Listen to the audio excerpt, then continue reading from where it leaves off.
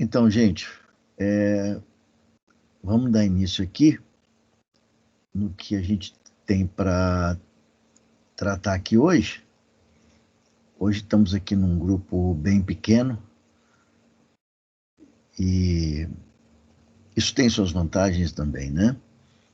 A gente pode construir um diálogo aqui muito mais fácil quando tem um número menor de pessoas. Chegando aí os colegas, eles vão entrando. Bom, no nosso último encontro, que aconteceu na sexta-feira passada, nós falávamos aqui sobre a responsabilidade social corporativa.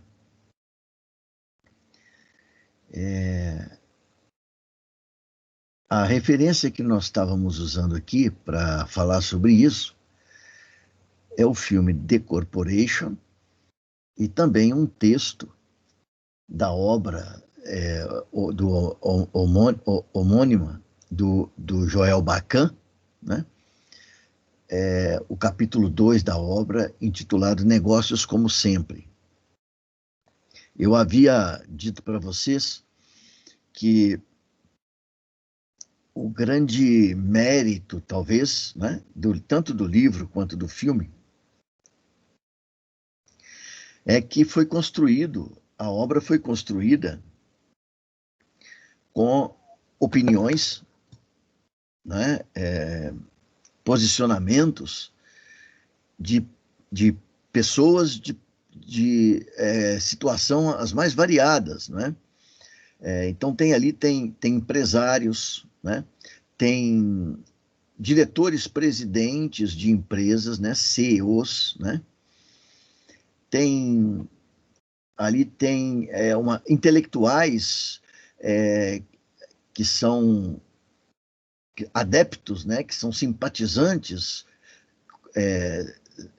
do liberalismo econômico e do capitalismo e, consequentemente, das corporações, e veem nelas realmente atores importantes dentro do sistema internacional, porém reconhecem alguns problemas na ação no agir dessas corporações, né? Claro, também aparece no filme alguns comentaristas ali, alguns intelectuais que têm um posicionamento crítico em relação ao capitalismo e também em relação às grandes corporações. Mas isso dá riqueza ao filme, né? Porque a gente tem opiniões divergentes, no sentido de que são construídas a partir de perspectivas diferentes, mas, surpreendentemente, essas opiniões, elas, de certa forma, elas têm alguma similaridade, elas têm algumas coisas em comum, né? E uma delas diz respeito a essa questão da responsabilidade social, né? Então, na sexta-feira passada, nós dizíamos aqui que esse discurso, né, da responsabilidade social, ele é um discurso relativamente novo, que as empresas adotaram desde o final do século XX e de lá para cá, né? Finalzinho, talvez, da década de 1990 para cá. Então tem aí cerca de 30 anos, né, esse discurso empresarial sobre responsabilidade social corporativa. Vimos aqui que alguns intelectuais chegam mesmo não apenas a admitir que as empresas estão tendo um novo entendimento a respeito do papel que elas têm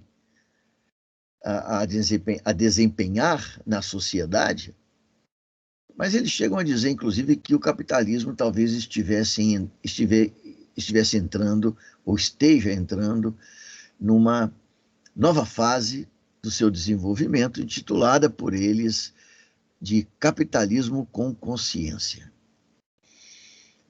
Por outro lado, nós não vimos nenhuma explicação, pelo menos até agora, sobre os motivos que levaram as corporações a despertarem, né, para essa necessidade, né, de responsabilidade social. Não vimos explicações, mas nós vamos tentar entender isso, tá? Já que não vimos explicações, nós tivemos a oportunidade de ver opiniões também de pessoas variadas, né? Como eu disse aqui, inclusive grandes simpatizantes do capitalismo, como Milton Friedman, por exemplo, e Peter Drucker, né? Dizendo que as empresas não são, digamos, vocacionadas, elas não estão preparadas para assumir responsabilidades sociais.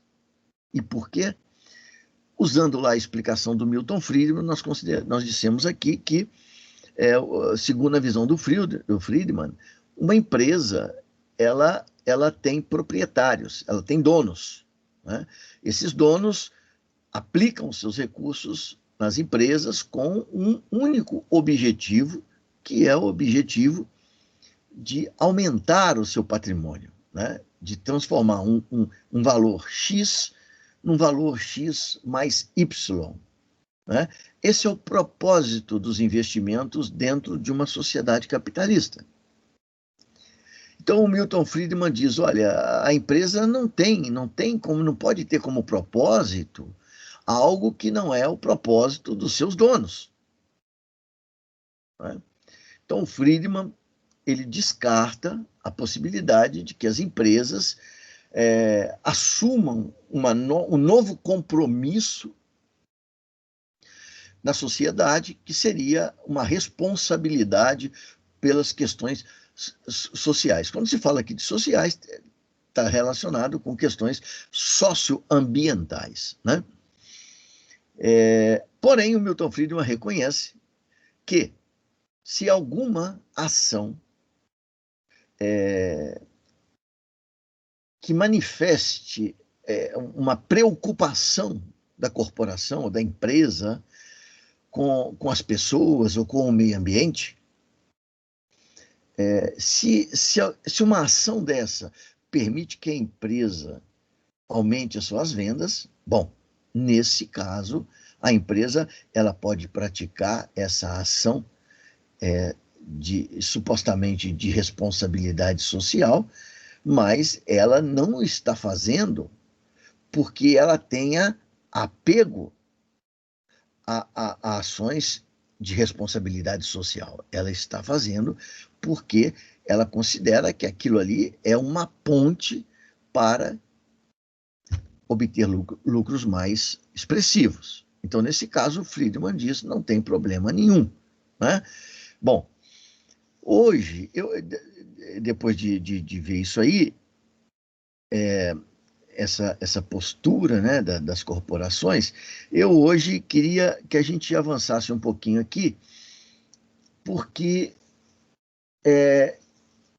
eu sempre tive uma preocupação muito, assim, muito específica com essa questão das empresas transnacionais. Eu já tive a oportunidade de falar com vocês que as empresas transnacionais, elas são muito mais do que nós pensamos, né? Porque, além de produzir mercadorias que muitas vezes, inclusive, são mercadorias boas para a sociedade, porque se não fosse, elas não conseguiam vender, né? Então, as empresas produzem mercadorias que são, inclusive, resultado do desenvolvimento científico, né, da humanidade, né? Mas elas fazem muito mais do que isso. Elas conformam, elas moldam a vida das pessoas. Elas moldam a sociedade.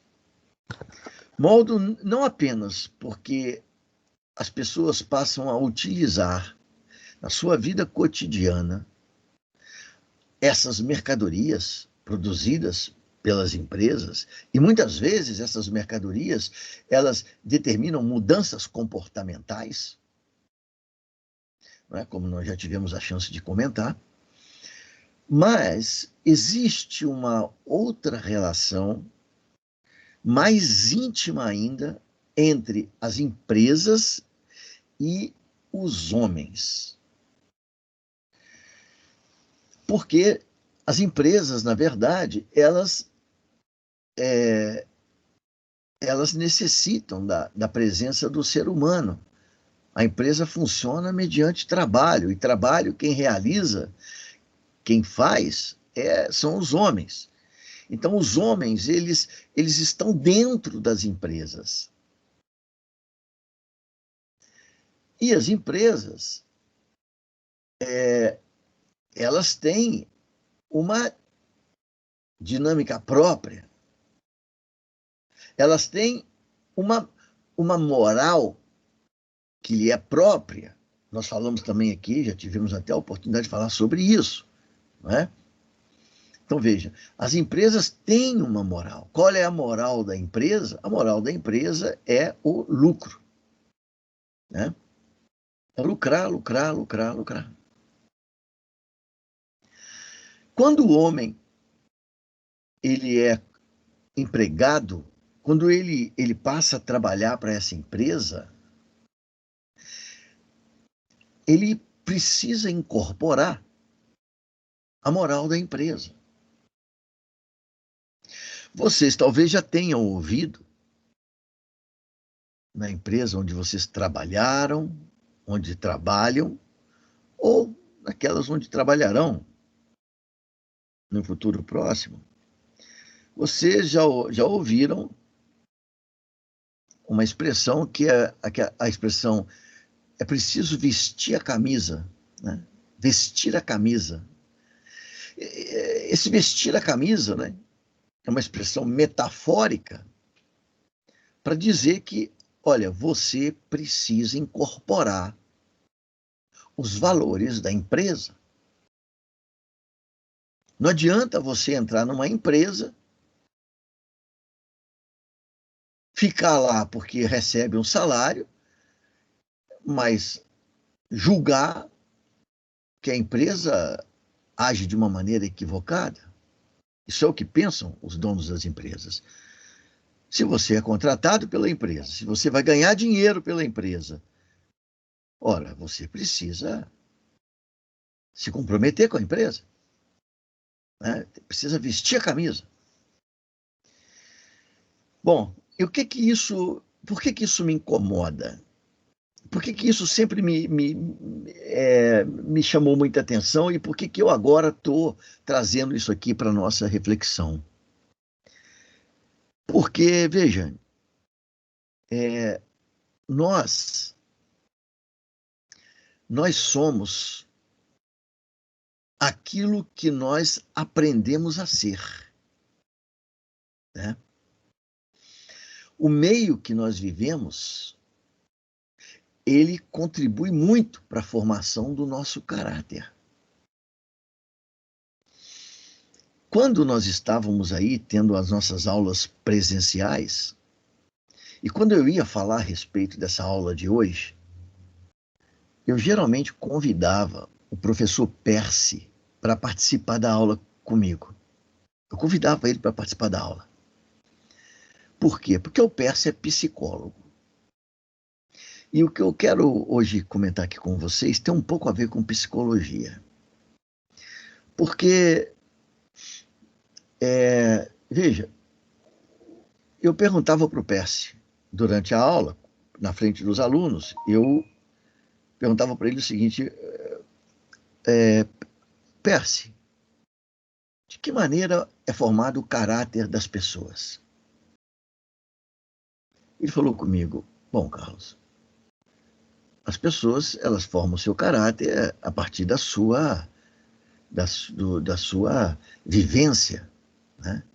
Então, eles têm, por exemplo, como uma primeira fonte, né, digamos, de informação ou de influência sobre a sua pessoa, a família, o pai, a mãe, eventualmente os irmãos, se tiver, os avós, né?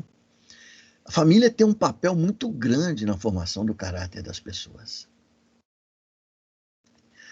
Ele falou comigo, outra coisa que muitas vezes tem um papel importante é a escola, né?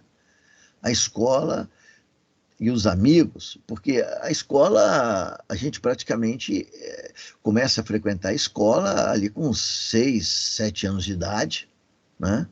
E frequenta até 20, 22, 25 anos de idade, mais ou menos, né? Então, a escola tem um papel muito importante também na formação do caráter das pessoas, porque é um espaço que forma não apenas em termos de informação que é transmitida, mas do próprio relacionamento, da sociabilização que existe ali com os amigos, os colegas, os professores, os funcionários das escolas, etc. A escola também é um locus privilegiado na formação do caráter das pessoas. E, finalmente, o trabalho, Carlos. O trabalho também é um lugar importante para a formação do caráter, da personalidade das pessoas. E o trabalho não é pouco ou menos importante. Não. O trabalho é muito importante. Para dizer a verdade, é a coisa que mais importa na formação do caráter do ser humano. Mas por quê?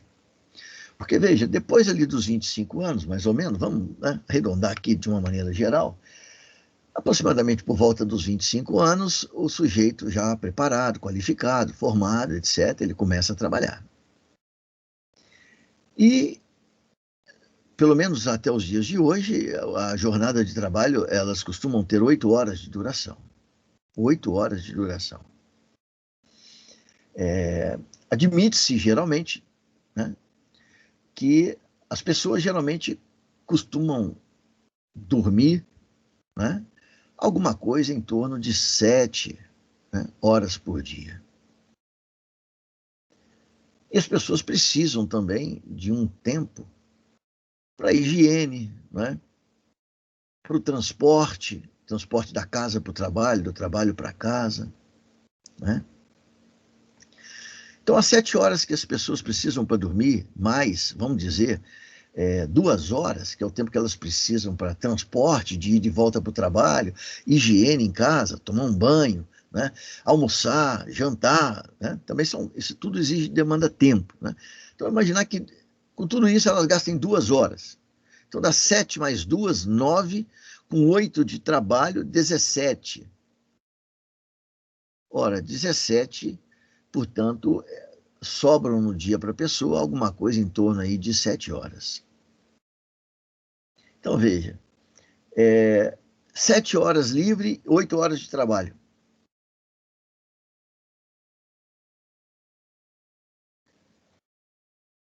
Significa que, a partir dos 25 anos, até provavelmente aí os 60 ou mais, as pessoas passam mais tempo no trabalho do que o tempo com qualquer outra coisa que elas têm, né? Então, veja, é uma importância grande o local de trabalho na formação da personalidade das pessoas. Só que tem um detalhe que às vezes a gente esquece. É que até os 25 anos de idade, nós não trabalhamos. Geralmente. Geralmente não sei nem se eu posso usar essa expressão de geralmente. Vamos dizer assim, muitos não trabalham até os 25 anos, né? Bom, então estariam, não sofreriam influência do trabalho até essa idade. Será? Eu perguntei para o Percy o seguinte, na aula. Percy,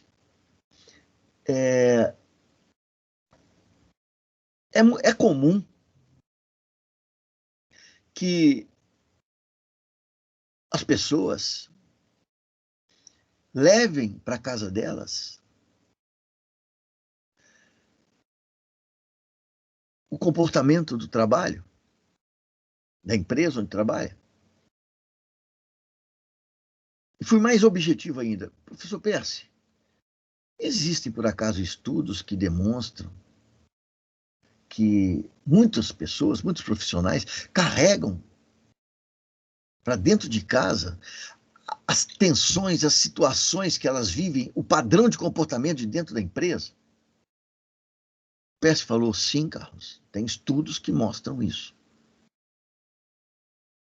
E eu disse então para ele, bom, mas nesse caso nós estamos numa situação aqui complicada. Porque se as pessoas adultas levam para casa padrões de comportamento que elas adquirem no trabalho, os filhos indiretamente estão sofrendo a influência do trabalho, já como crianças, mesmo sem estarem trabalhando, indiretamente graças a esse comportamento, né, dos pais, tanto do pai quanto da mãe. O Percy, inclusive, disse o seguinte, Carlos, existem estudos que mostram que determinadas profissões, onde, por exemplo, existe uma dose de tensão muito forte, que essas pessoas reproduzem isso no comportamento de casa. E quando ele falou isso, eu me lembrei, inclusive, da minha experiência particular. Porque eu sou filho de militar. Eu sou filho de militar.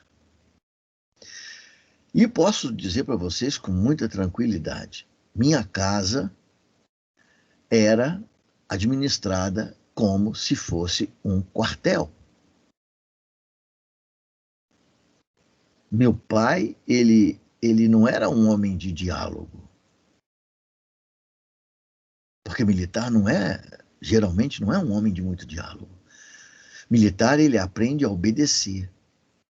Ele dá ordem e ele obedece ordem. Na minha casa funcionava meio assim. Meu pai não era um homem de muito diálogo com os filhos. Meu pai era um homem de ordem. Né? Então, no meu caso, é claro que é um caso só, pode ser um caso isolado. Mas segundo o professor Percy, que é psicólogo, ele disse que não. Isso é muito comum.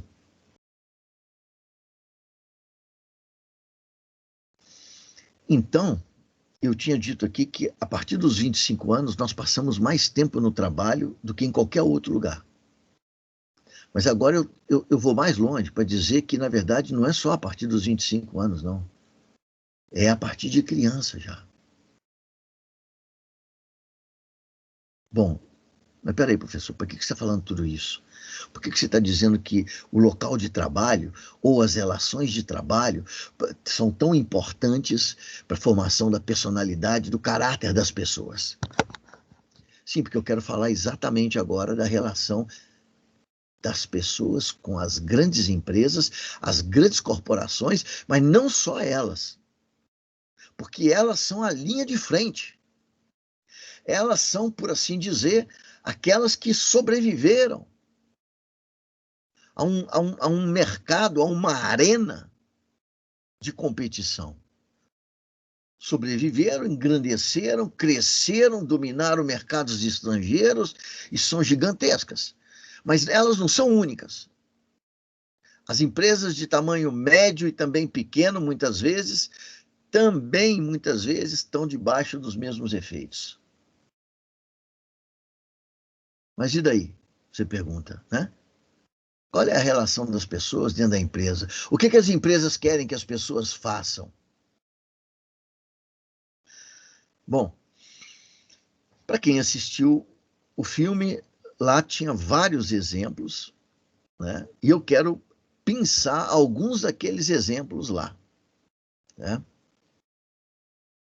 Então, aqui no texto do Joel Bacan, o texto de número 12, que eu disponibilizei para vocês no Moodle, né?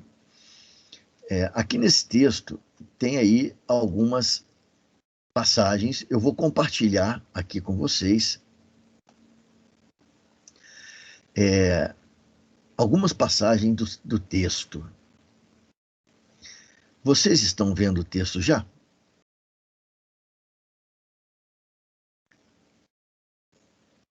Sim, professor. Obrigado. Então, Sim. olha só. Obrigado. Olha só, tem uma passagem no filme, e está aqui retratado, porém de uma maneira abreviada, né? Aparece lá um senhor lá, enfim, um entrevistado lá chamado Sam Gibara, que é esse que está sendo denominado aí, está sendo nomeado. Esse camarada, ele é CEO da Goodyear. CEO, como vocês sabem, é o diretor-presidente. É o sujeito que ocupa o topo da empresa. E esse camarada lá no filme, ele dá uma declaração que merece reflexão. Até porque nós já vimos isso aqui em outras situações, quando a gente estava estudando, inclusive, teoria da internacionalização de empresas. Mas olha só o que esse camarada aqui, ele diz para nós. Lá no texto, a fala dele é um pouco mais longa do que essa que está citada aqui. Aqui está citado apenas um trechinho, né? E lá no texto, a fala dele, ela é um pouquinho mais longa. Deixa eu só ver se eu recupero, porque eu tenho aqui, inclusive, o texto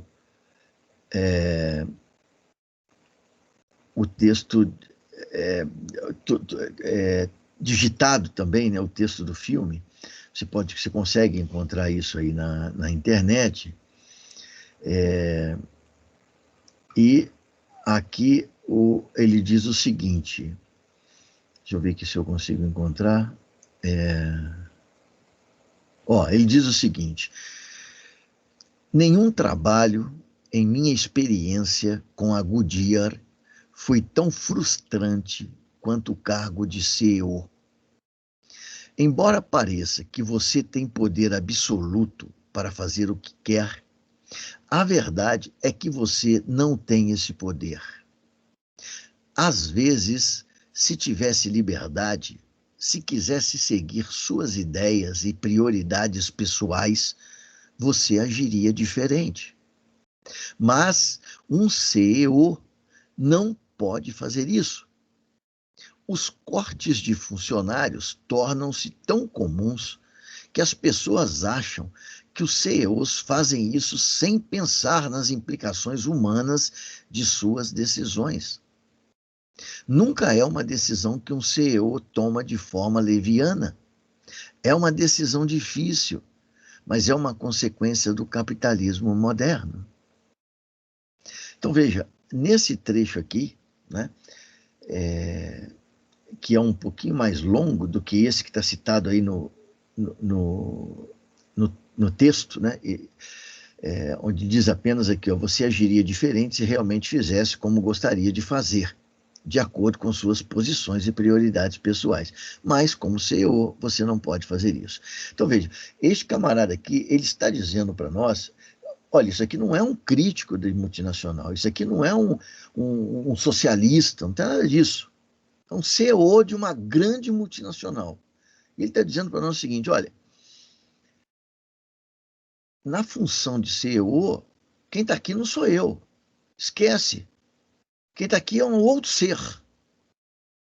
É um ser que não trabalha com a minha mente. Porque as coisas não são decididas a partir da minha mente, dos meus valores, dos meus princípios. Não são decididos dessa maneira. Eu sou CEO e eu fui colocado aqui pelos acionistas da empresa e eu tenho uma função. E a minha função é aumentar o lucro o tempo todo. E para aumentar lucro, eu muitas vezes preciso reduzir custo de produção. E para reduzir custo de produção, eu muitas vezes sou obrigado a demitir trabalhadores, a reduzir a minha folha de pagamento. E ele diz para nós: você talvez pense, poxa, mas você vai prejudicar dezenas, centenas, às vezes milhares de famílias. E ele diz: olha, veja bem, eu sei disso. Eu não sou ignorante, ele está dizendo. Eu sei que as demissões prejudicam não só o trabalhador, mas prejudicam as suas famílias, porque tem famílias inteiras, às vezes, que dependem do emprego daquela pessoa. Mas ele está dizendo, mas veja, essa decisão não é tomada com base nos meus princípios. Não sou eu quem estou tomando a decisão. Apesar de eu estar aqui na frente e ter sido a minha mão que assinou o documento para demissão, na verdade, aquilo não foi feito pela minha cabeça, aquilo foi uma imposição da empresa. Uma imposição da necessidade de gerar lucro. Então, veja, este cara está dando um depoimento aqui sério para nós. Porque ele está dizendo que ele se comporta dentro da empresa de uma maneira que ele não se comportaria se ele pudesse agir baseado nos seus princípios pessoais. Bom, vamos passar para frente o texto aqui, que eu quero mostrar para vocês aqui um outro exemplo aqui, que é o dessa mulher. O nome dela é Anita Roddick. Está aqui, ó. Roddick está aparecendo. Um pouquinho para trás aqui, né? A gente vai encontrar o nome dela incompleto, né? Está vendo aqui, ó? Anita Roddick. Né? Essa mulher, nada mais, nada menos é do que a fundadora do Body Shop. E essa loja, que hoje está espalhada praticamente em todos os shopping centers aí de todas as cidades mais importantes do mundo, essa Body Shop começou, na verdade, com um negócio caseiro, né? Com fabricação de sabonete em casa, né? E essa mulher aqui, ela se tornou a dona da empresa, né? Ela que fundou a empresa.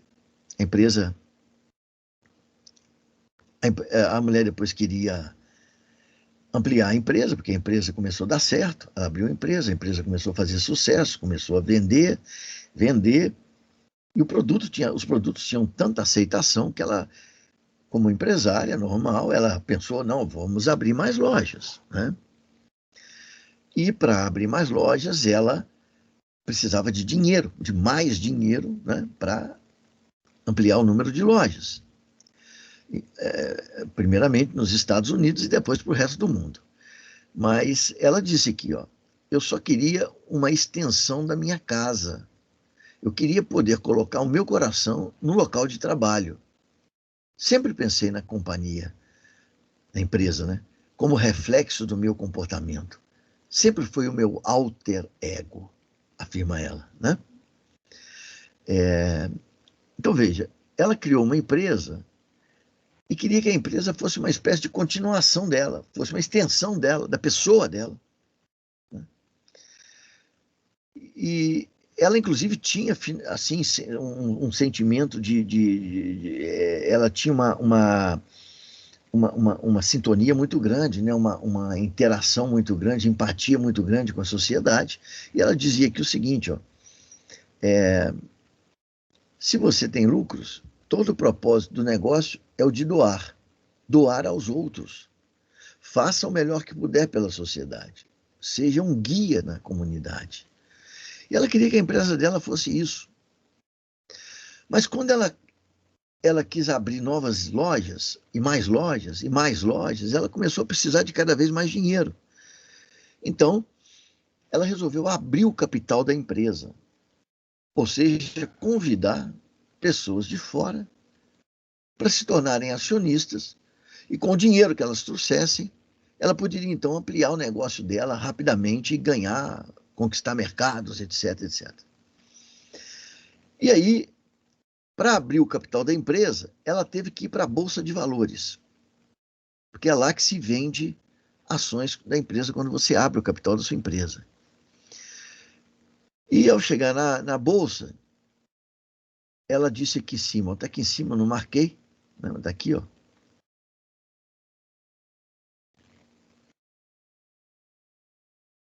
Ó.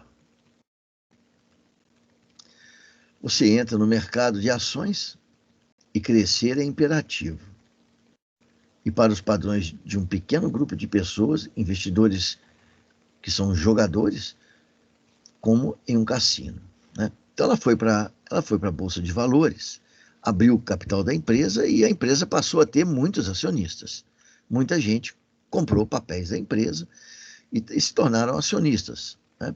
E esses acionistas passaram a pressionar a empresa, porque o acionista, como a gente já falou, como o Milton Friedman mesmo disse, o acionista ele comprou a ação da empresa, não é para fazer graça.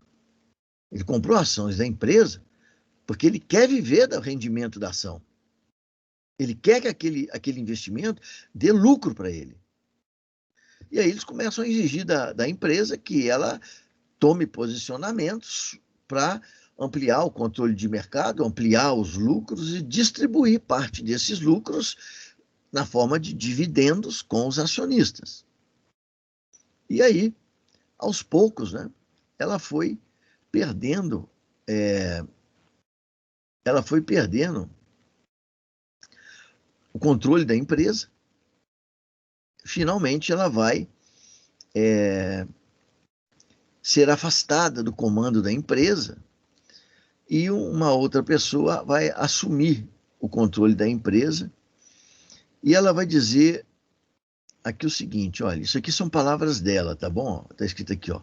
Roddick culpa a religião da maximização dos lucros pela falta de moral nos negócios, por forçar pessoas decentes a fazer coisas indecentes. Presta atenção, gente, porque quem está falando isso aqui não é um empregado de uma empresa, não é um dono de empresa. Então veja, ela diz aqui para a gente o seguinte, ó, é preciso maximizar os lucros. Tudo se justifica pela busca desse objetivo. Tudo.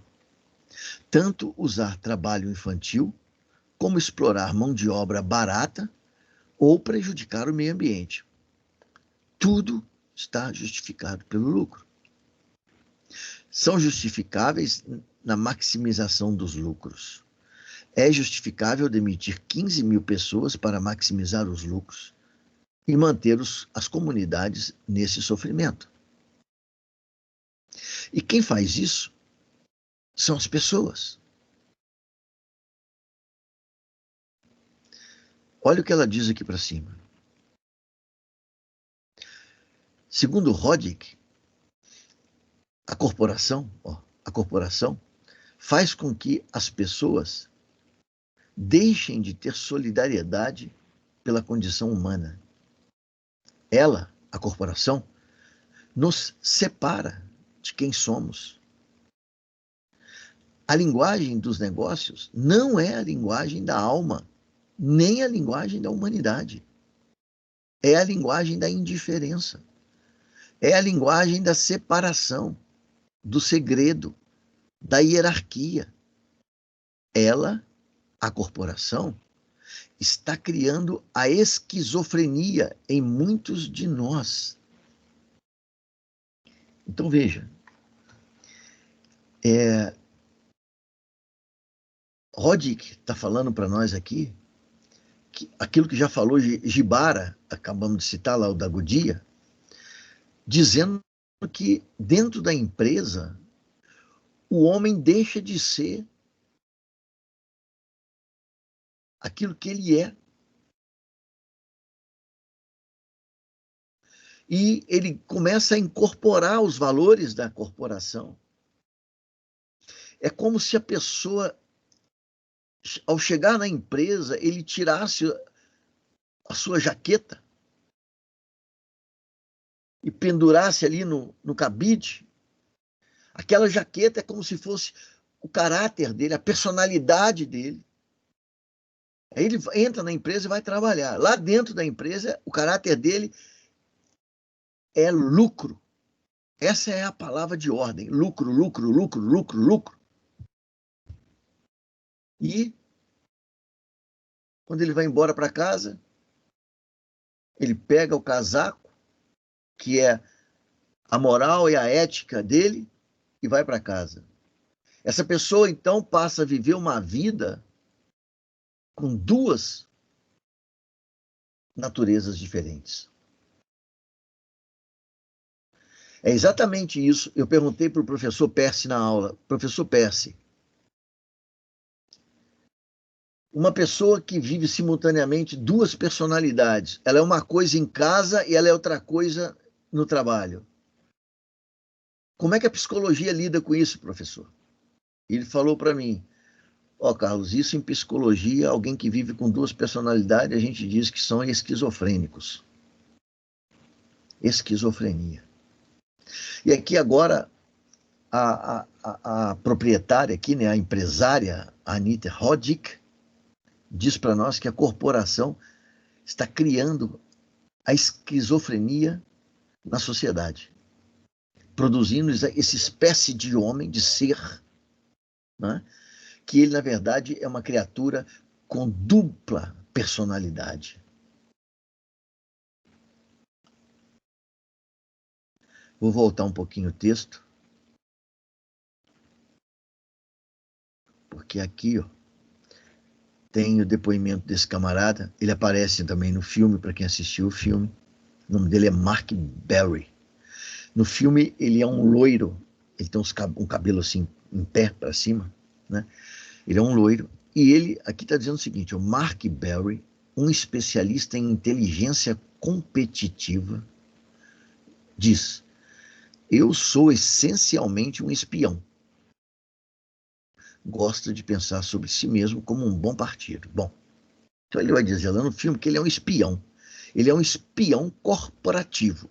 Ou seja, ele trabalha para empresas em espionagem, né? Bom, e aqui ele diz, ó, a sequência aqui também é tudo ele dizendo: eu posso enganar um executivo numa feira comercial em Miami de tal maneira que acabo sabendo que a sua companhia vai falir em 6 meses. Vou para casa e durmo como um bebê. Não é nada demais, você sabe, é só negócio. A maneira de você conviver consigo mesmo é ter uma vida bem compartimentada, ou seja, é ter uma vida fracionada, né? Então ele diz: o meu trabalho, na verdade, é enganar pessoas, né? O texto aí está, tanto o filme como o texto aqui, tá explicando muito mais isso do que eu estou falando aqui. Tá? Eu estou indo direto lá onde que eu preciso, onde eu quero. Tá? Então, aqui ele está dizendo para a gente claramente que é o seguinte: olha, eu sou espião, cara, eu engano pessoas, sou pago para isso. Então, às vezes, uma empresa quer saber, vamos imaginar, quer saber quais são os planos de uma concorrente para o ano que vem, né? Será que ela vai lançar um produto novo? Quais as características, quais as inovações tecnológicas que esse produto vai ter? Né? Então, uma empresa quer saber o que a outra vai fazer. E o que essa empresa faz? Ela contrata um espião para que ele entre em contato com os diretores da outra empresa lá, da concorrente, e procure arrancar coisa deles. Então ele conta direitinho como é que isso é feito. Ele monta um escritório, né? O escritório, inclusive, ele é decorado de uma maneira especial para mostrar que é um escritório de uma pessoa, né, sofisticada. Ele convida, às vezes, um diretor da concorrente, e nessa conversa, convida para conversar, e nessa conversa ele diz: olha, eu fui aqui orientado no sentido de procurar por um novo diretor para uma outra empresa. E me indicaram o seu nome.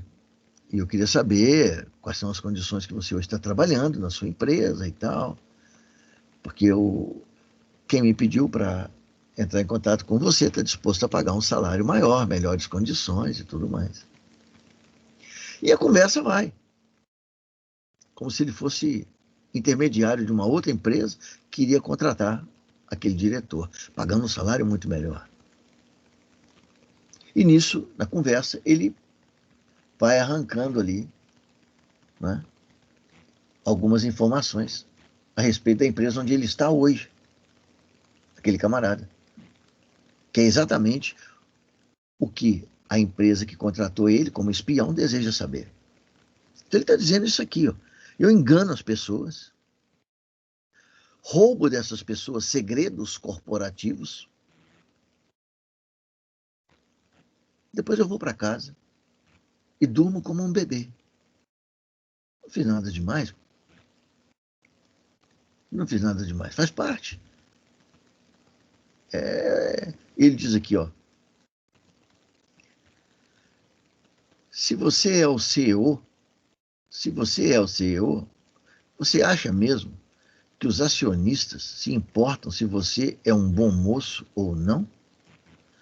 Você acha mesmo que os acionistas prefeririam que você fosse um cara legal a ter dinheiro no bolso? Eu não acho. Eu acho que as pessoas querem dinheiro. Essa é a meta. Essa é a meta. Então esse aqui não é um empresário, esse aqui é um cara que trabalha, é um sujeito autônomo, né? E ele trabalha para empresas no sentido de obter segredos corporativos, né? Veja,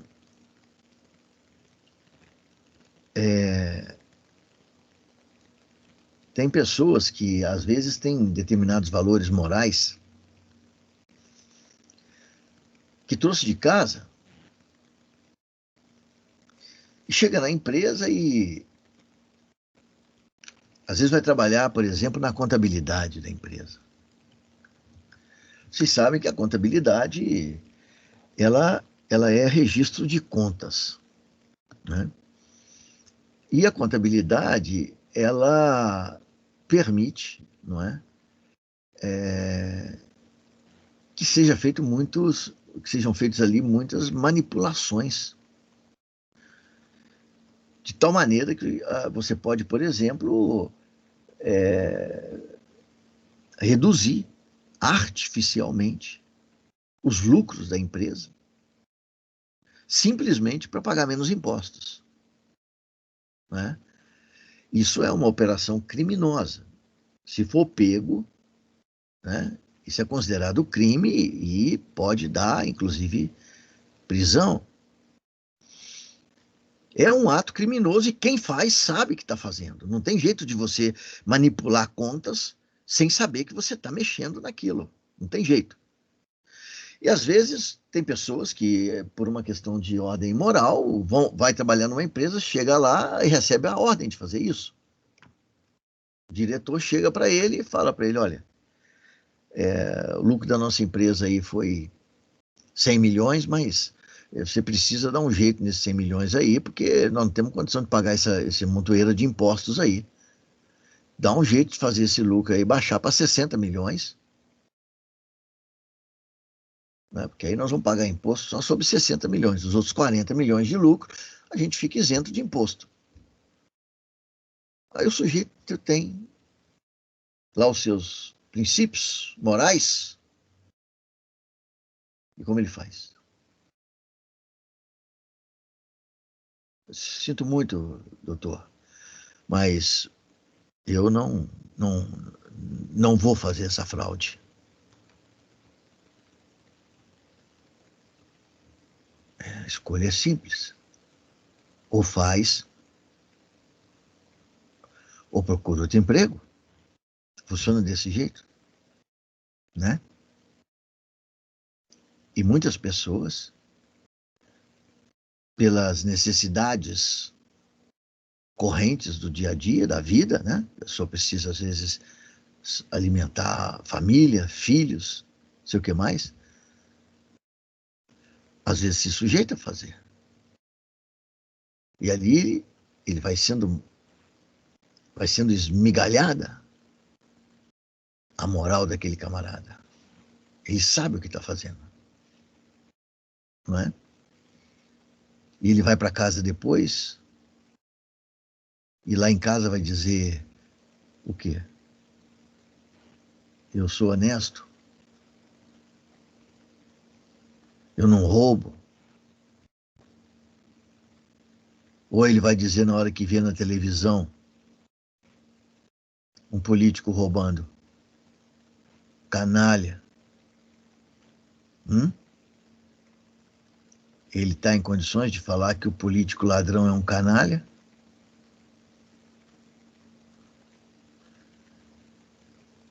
Ou somos todos iguais?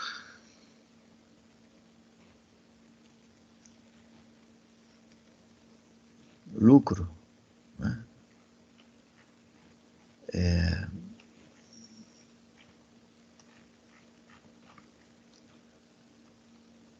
Aqui, ó, esse Harry que está sendo citado aqui embaixo é aquele psiquiatra que é convidado lá no filme para falar sobre o comportamento das empresas, etc. E aqui ele está dizendo o seguinte: o Dr. Harry, para ele, as corporações relacionam-se com os outros de forma superficial. Seu objetivo maior é apresentar-se à população de forma atraente, mas talvez não seja representativa do que realmente é. Os psicopatas humanos são conhecidos pela capacidade de usar o charme para mascarar suas perigosas personalidades auto-obsessivas. Para as corporações, a responsabilidade social pode ter o mesmo papel. Por meio dela, as corporações podem demonstrar compaixão e preocupação com os outros, quando, na verdade, não têm capacidade de preocupar-se com ninguém nem com nada além de si mesmas. Veja, o sujeito. Vou pegar esse exemplo que eu dei aqui agora, do camarada que é um contador da empresa e ele tinha lá os seus princípios, mas acabou se submetendo a um trabalho baseado na falsificação, no crime. E veja, depois que ele atua dessa maneira, ele sabe exatamente o que ele está fazendo, ele sabe o que a empresa faz, e depois ele ainda é obrigado a ver a empresa fazer uma publicidade dizendo que ela, a empresa, está preocupada com a sociedade. Como é possível? Como é possível a empresa preocupada com a sociedade, uma empresa cuja prática normal é a fraude para se livrar do pagamento de impostos e, portanto, do seu compromisso com a sociedade?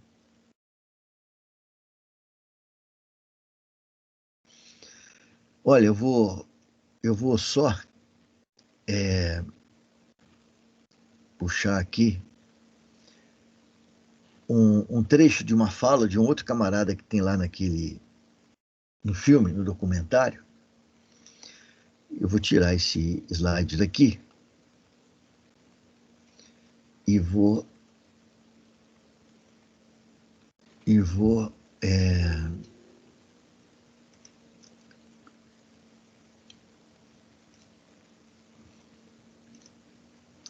desculpa, peraí, vou colocar aqui um outro slide para nós.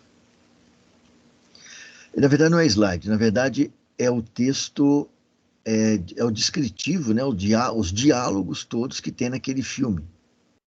Então, eu vou colocar esse texto, mas vou direto aqui para um diálogo que me interessa. Eu não sei se alguém assistiu o filme, esse diálogo que eu vou colocar aqui agora, ele, ele retrata. Peraí.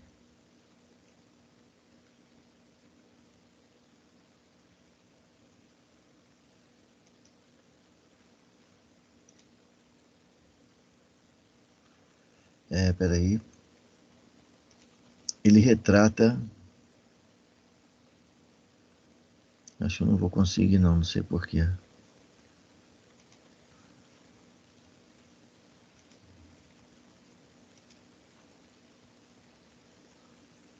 Ok. Acho que agora eu consigo. Deixa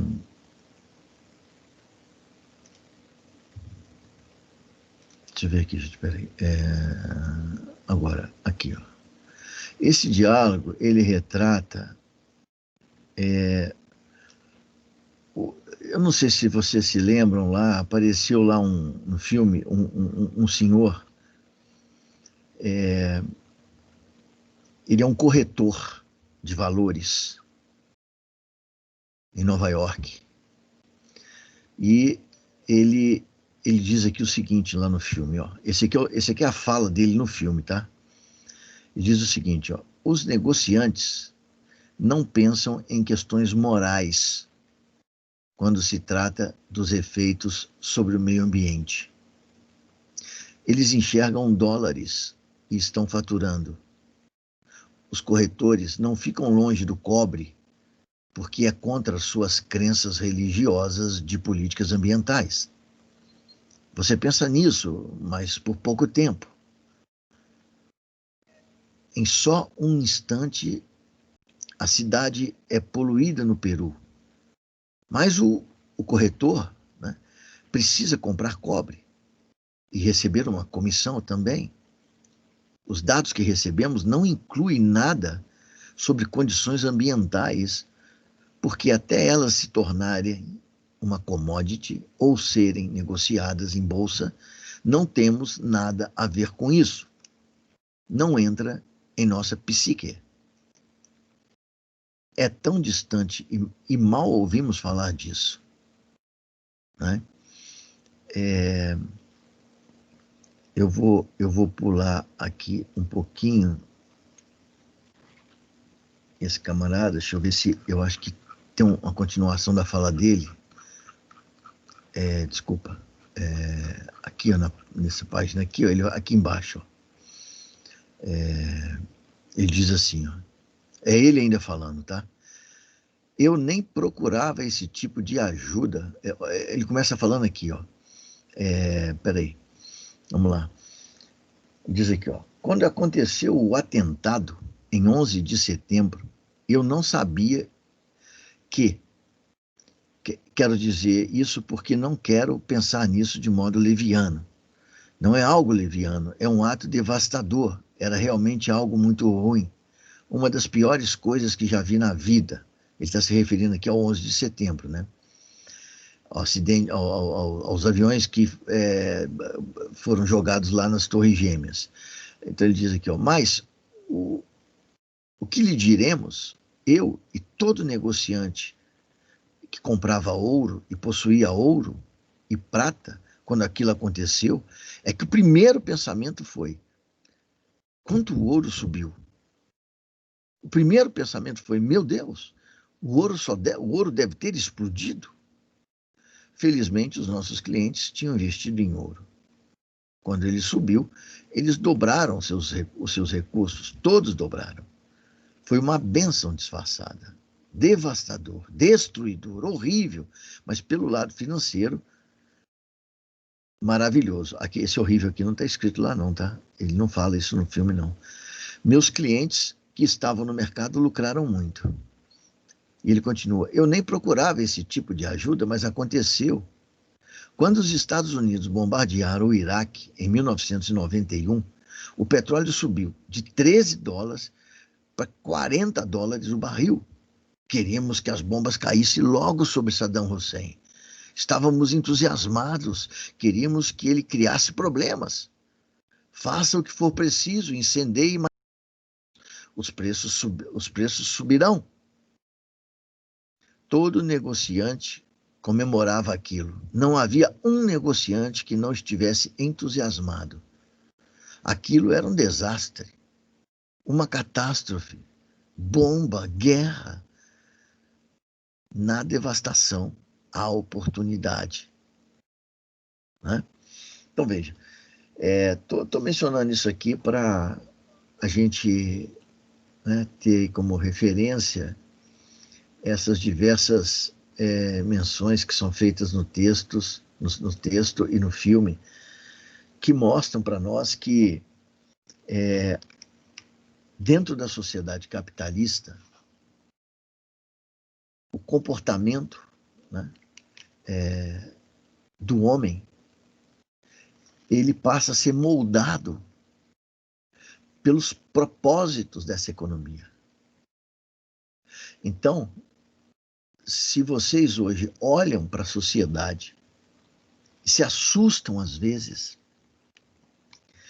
com o grau de violência com o qual nós convivemos, entenda que esse grau de violência, ele não é natural. Não é natural. Né? O homem até pode ser naturalmente violento, né? Mas essa violência que nós vivemos no mundo contemporâneo, ela não é natural, ela é moldada.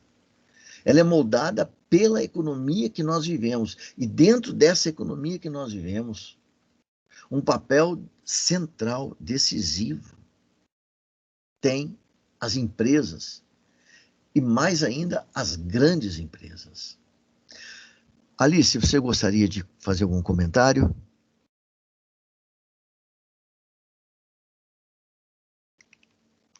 Então, prof, Sim. a gente acabou antes da sua aula, muito interessante isso, né? Faz só um pouquinho aqui que eu tô baixando aqui. A gente tinha acabado de ter aula de marketing, né? Uhum.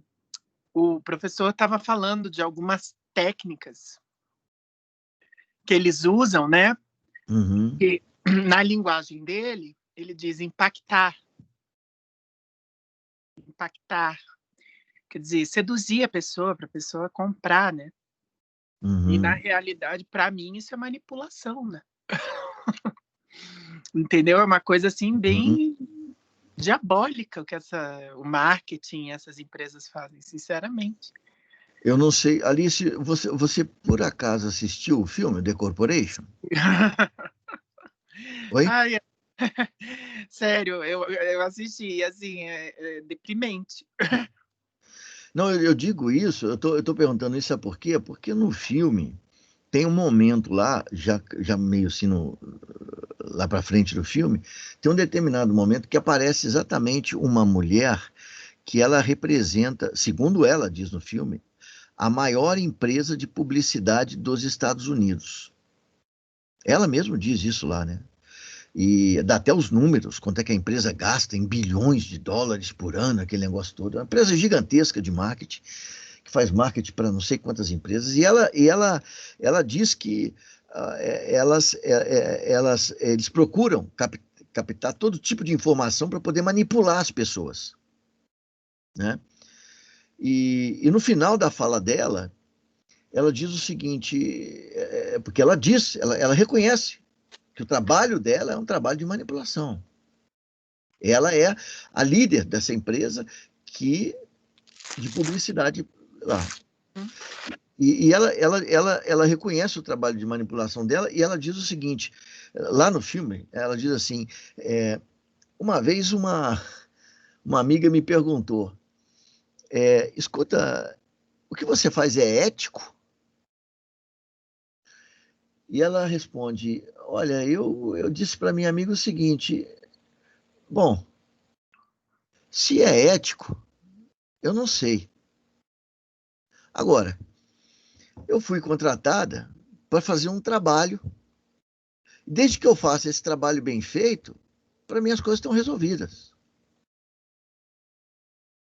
É exatamente disso que a gente está comentando aqui agora. Não é? Porque nós, às vezes, nos deparamos com a sociedade que a gente vive, e eu não estou me falando, não estou me referindo só à sociedade brasileira, não, à sociedade mundial. Nós nos deparamos com essa sociedade que a gente vive e a gente reclama, às vezes, que é uma sociedade onde a gente percebe que não há ética no comportamento das pessoas.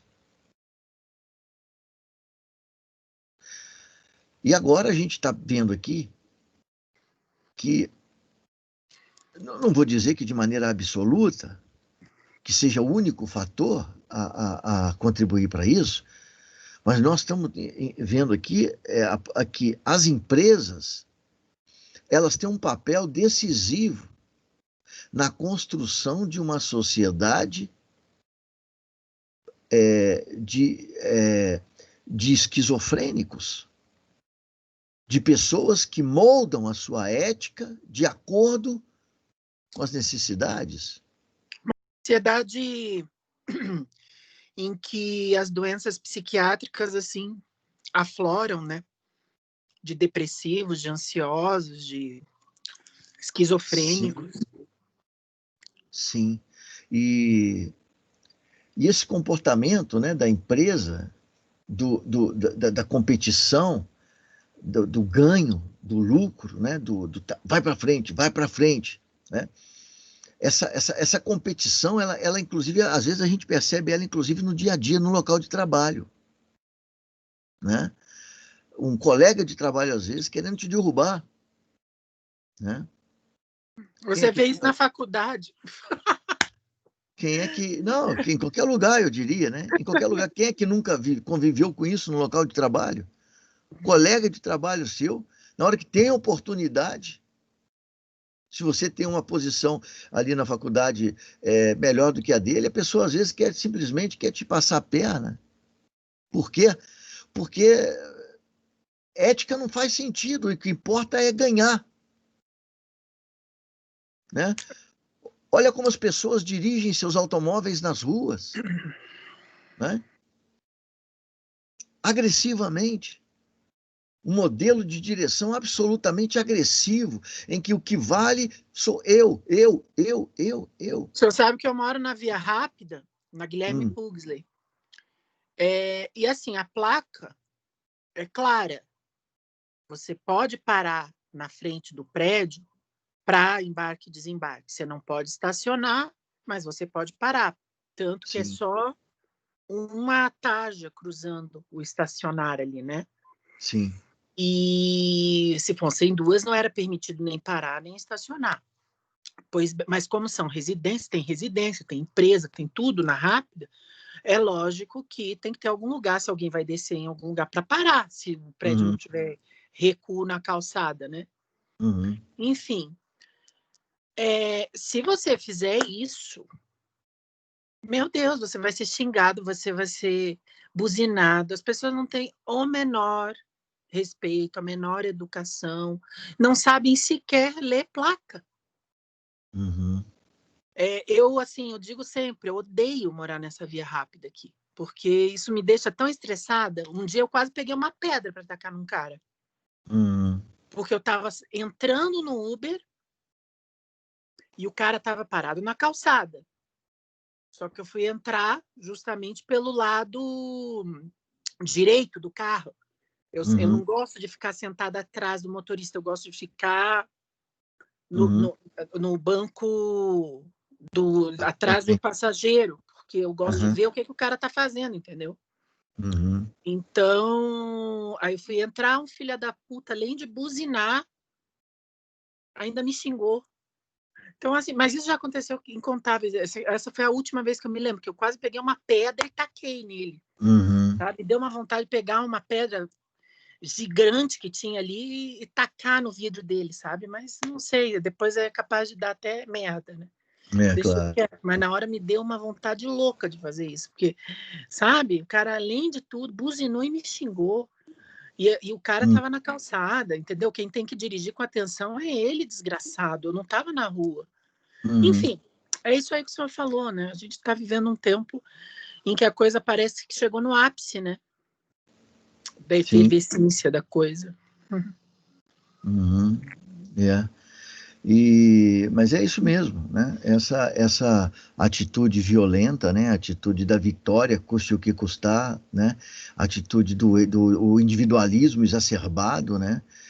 Que começa pelo individualismo da empresa, né? Exato. A empresa só pensa na empresa, porque a E isso vai propriedade é se refletir privada. na sociedade inteira, é E lógico. acaba, Isso é lógico. exatamente, isso mesmo, Esse acaba. negócio de digital influencer, essas palhaçadas aí que tem, né, em internet aí, entendeu? Isso aí só gera nas pessoas inveja, vontade de ostentar. Você quer ter para ostentar, para mostrar que você é igual a Bruna Marquezine, entendeu? Uhum. Enfim, esse tipo de coisa assim que, sinceramente, viu? A gente tem que estar tendo cada vez mais estômago para aturar, né? Mas é tudo por causa dessa situação toda que o senhor está dizendo aí, né? Da questão de querer lucro, lucro, lucro, lucro, e aí isso se transmite em cadeia para a sociedade, né? Exatamente, exatamente. Por isso que eu sempre comentei aqui, né? E talvez essa seja assim, uma das principais, um dos principais propósitos aqui da nossa disciplina, é a gente entender que, na verdade, não existe uma separação entre empresas, economia e famílias, e nós, né? Na verdade, nós fazemos parte de um todo, né? E como as empresas, elas desempenham um papel de sujeitos, né, dentro do processo produtivo, na medida em que são elas que detêm os meios de produção, que fazem os investimentos, etc., que empregam, né? Então, na condição de sujeito, elas têm um papel de determinante ou de determinador, né, do padrão comportamental da sociedade, né? E isso acaba influenciando aí o nosso comportamento, né? E, consequentemente, enfim, moldando, né, como eu sempre falo, moldando a sociedade que a sociedade em que a gente vive, né? Não apenas agora pelas mercadorias que elas produzem e que moldam o nosso comportamento, mas diretamente na medida em que muitas vezes os nossos princípios, nossos valores acabam sendo subvertidos, né? Mesmo aqueles que nós trazemos de casa, às vezes, acabam sendo subvertidos, por exemplo, pelas relações de trabalho cotidianas, né? Então, era isso que eu queria trazer aqui hoje para a gente conversar. Se vocês lerem o texto do Joel Bacan, isso vai estar refletido lá dentro, né, essas preocupações, né? Então, eu peço que vocês leiam. E aqueles, mais uma vez, né, porque hoje é o último dia que a gente fala sobre isso, mais uma vez, aqueles que não tiveram a oportunidade devem assistir o filme. O filme é muito interessante, o filme The Corporation. E, na sequência, a partir do nosso próximo encontro, nós vamos tentar responder por que, na verdade, que essas corporações passaram a se preocupar, né, segundo alguns, né, alguns intelectuais e alguns diretores também de multinacionais, por que elas passaram a se preocupar com essa questão de responsabilidade social. Muito embora a penúltima citação que eu fiz aqui, daquele psiquiatra, já nos indique mais ou menos por que isso aconteceu, tá? Mas a gente volta a isso, então, no nosso próximo encontro aí, para dar sequência aqui aos nossos estudos. Alguém gostaria de fazer mais algum comentário, alguma pergunta? Não? Professor, não queria fazer sobre a matéria, mas eu não sei se o senhor já falou como é que vai ser a avaliação desse bimestre. Eu faltei uma aula, não sei se o senhor já falou sobre isso. Não, eu não sei, eu acho que eu não falei sobre isso, não. Mas esse bimestre, eu estou menos propenso a fazer qualquer tipo de atividade extra, como aquela que a gente fez no primeiro bimestre, né, de seminários e tal.